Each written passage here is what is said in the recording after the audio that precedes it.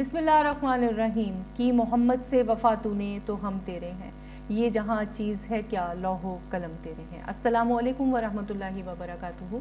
लम्हा फ़िक्रिया के साथ आपकी मेज़बान सहर शेख आपकी खिदमत में हाजिर है। तवज्जो की तालिब हूँ कि बरे सग़ीर पाको हिंद में अल्लाह के एक वली ने अपने मुरीदैन को हुक्म दिया कि यह हुकूमत और इसका हाकिम हम इसे तस्लीम नहीं करते, क्योंकि ये जालिम हाकिम है, फासिक व फाजिर है, खिलाफ़े शरीयत काम करता है, इसीलिए इसका कोई भी हुक्म हम पर वाजिब नहीं।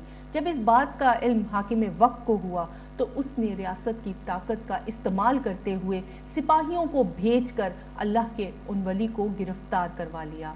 अब सवाल व जवाब का सिलसिला शुरू हुआ।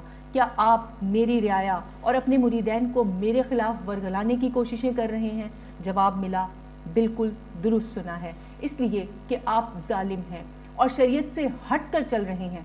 ये सुनकर हाकिम वक्त को बहुत गुस्सा आया और उन्हें सजाए मौत का हुक्म देते हुए कहा कि इनका सर तन से जुदा करके इनकी बात मानने वालों को भिजवा दो, ताकि आइंदा कोई सरकशी ना कर सके और अवाम को मेरी ताकत का अंदाज़ा हो सके। लिहाजा ऐसा ही हुआ और उन्हें शहीद कर दिया गया। अब उनकी जगह उनके खलीफा को मुंतखब किया गया।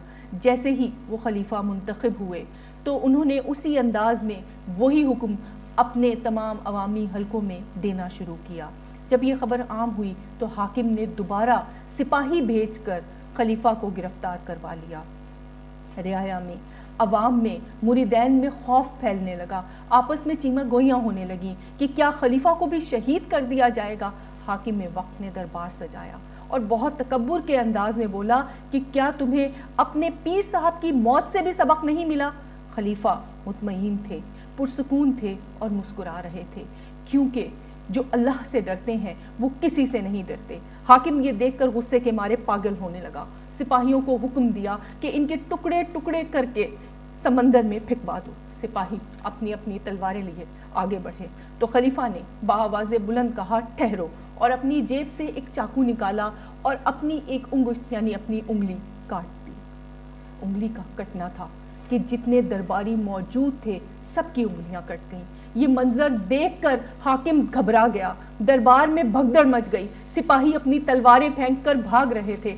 हाकिम ने मौत के खौफ से डरते हुए खलीफा से माफ़ी मांगी और बहुत से तोहफे तहायत देकर रुखसत किया गया।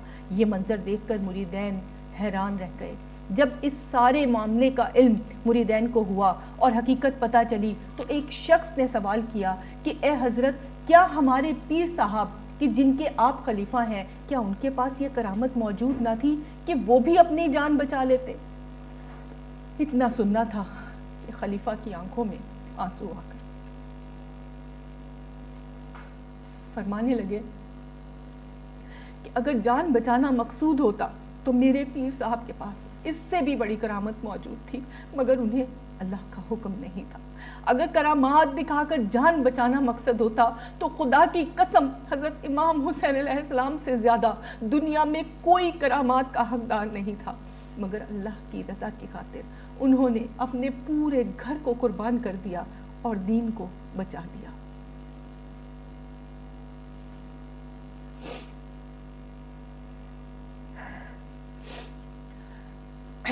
लम्हा फ़िक्रिया, क्या आज के हुक्मरान दीन बचाने निकले हैं या अपना हराम का माल बचाने निकले हैं? आज पार्लियामेंट में चोरी बचाओ बिल पास करवाए जा रहे हैं। वोट में धांधली के नित नए तरीकों पर गौर किया जा रहा है। नैब के पर काटे जा रहे हैं। सरकारी मशीनरी का गलत इस्तेमाल हो रहा है। रियासती ताकत औरतों, बच्चों, बूढ़ों पर एक्सपायर शुदा आंसू गैस शेल बरसाती है और इन हुक्मरानों को एहसास तक भी नहीं होता। जरा सोचिए, क्या ये अवाम के खैर ख्वाह हैं? क्या आप अब भी यही समझते हैं कि ये हमारे लिए, हमारे बच्चों के लिए इक़्तिदार में आए हैं?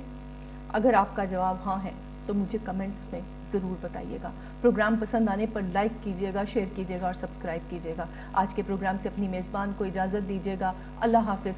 पाकिस्तान जिंदाबाद, पाक फ़ौज पाइंदाबाद।